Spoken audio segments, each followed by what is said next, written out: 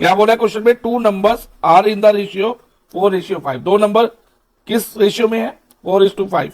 और लिखा है if 8 is subtracted from each number, अगर हम 8 सब्ट्रैक्ट कर दें दोनों नंबर में से, द रेशियो बिकम 3:4। तो रेशियो तब क्या हो जाता है, 3:4। फाइंड द नंबर्स, और हमें क्या फाइंड करना है, नंबर्स फाइंड करने हैं।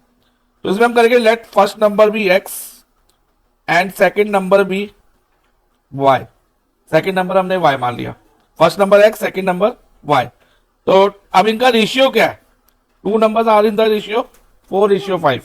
तो रेशियो कैसे लेते हैं हम, अपॉन की फॉर्म में, एक्स अपॉन वाई करके, ठीक है। और ये रेशियो कितना दिया हमें, 4:5। तो 4/5। अब क्रॉस मल्टीप्लाई कराएंगे एक्स को 5 से, तो ये क्या बन जाएगा 5x, और 4 को y से, 5x is equal to 4y। अब 4y को हम 5x के साथ शिफ्ट कर देंगे, तो 5x minus 4y is equal to 0। तो ये हमारी इक्वेशन 1 हो जाएगी। अब इक्वेशन 2 कैसे बनेगी, ध्यान से समझना। अब लिखा if 8 is subtracted from each of the number, number का रेशियो क्या हुआ था फर्स्ट केस में, एक्स अपॉन वाई ना। अब दोनों नंबर में से क्या सब्ट्रैक्ट करना है, 8। तो यानी कि x माइनस 8 और y माइनस 8, दोनों में से x में से भी 8 सब्ट्रैक्ट करा दिया और y में से भी 8 सब्ट्रैक्ट करा दिया। क्यों करा दिया, कि क्वेश्चन में क्या बोला है, if 8 is subtracted from each of the number, the ratio becomes, of A ratio क्या बन जाता है, चेंज होके 3:4 हो जाता है। तो इज इक्वल टू 3/4 कर देंगे, क्योंकि रेशियो को हम अपॉन की फॉर्म में भी लिख सकते हैं। तो 3:4 को 3/4।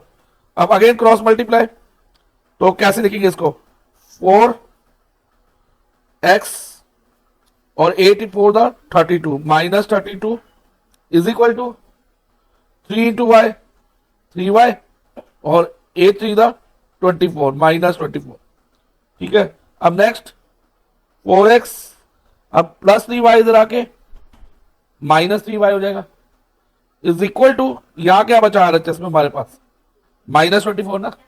तो ये -24 हम यहां लिख देंगे, और जो ये -32 था, ये LHS में -32 है, तो जब ये RHS में आएगा तो +32 हो जाएगा। तो 4x minus 3y is equal to minus plus minus 32 में से 24 गए, कितना आएगा 8। तो ये पॉजिटिव 8 हो गया, ठीक है। तो ये इक्वेशन 2 हो जाएगी, ठीक है। तो हमारे पास इक्वेशन 1 और इक्वेशन 2 आ गई। अब इसको सॉल्व करेंगे हम इलिमिनेशन मेथड से। तो हम x के कोएफिशिएंट को सेम कर लेते हैं। कैसे करेंगे, इक्वेशन 1 में x का कोएफिशिएंट क्या है 5 है ना, तो उसको इक्वेशन 2 में मल्टीप्लाई में कर देंगे, मल्टीप्लाई में 5 कर देंगे। इक्वेशन 2 5 से मल्टीप्लाई होगी, और इक्वेशन 2 में x का कोएफिशिएंट क्या है 4 है, तो हम इक्वेशन 1 को 4 से मल्टीप्लाई कर देंगे। ओके, तो 5x minus 4y is equal to multiply by 4 हो जाएगा। अब जब इसको 4 से मल्टीप्लाई करेंगे, 5x इंटू 4 क्या होगा 20x, और 4 इंटू 4 16y, और 0 4 द 0। ऐसे ही इधर भी 4 5 द 20x, और 3 इंटू 5 15, और माइनस का साइन आएगा -15y is equal to 8 5 the 40। अब ये वाले साइन बदल जाएंगे क्योंकि सेम साइन है ना, तो इधर सेकंड इक्वेशन के हम साइन चेंज कर देंगे। तो यहाँ माइनस हो जाएगा, यहाँ प्लस हो जाएगा, और यहाँ पर माइनस हो जाएगा। अब ध्यान दो, तो ये कट हो रहा है, माइनस प्लस माइनस 16 माइनस 15 1 होता है, साइन बढ़ेगा -1y इज इक्वल टू, यहाँ पर भी प्लस माइनस माइनस -40 आ जाएगा ये।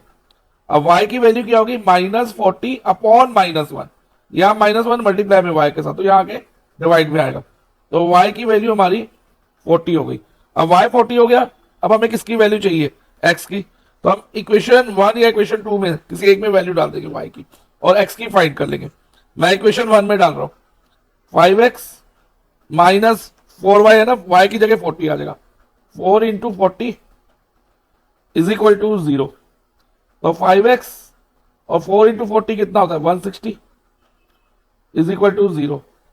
अब 5x इज इक्वल टू क्या होगा 0, ये -160 उधर जाके क्या होगा +160, और 5x इज इक्वल टू 160 और फाइनली x हो जाएगा 160/5, x इज इक्वल टू 32।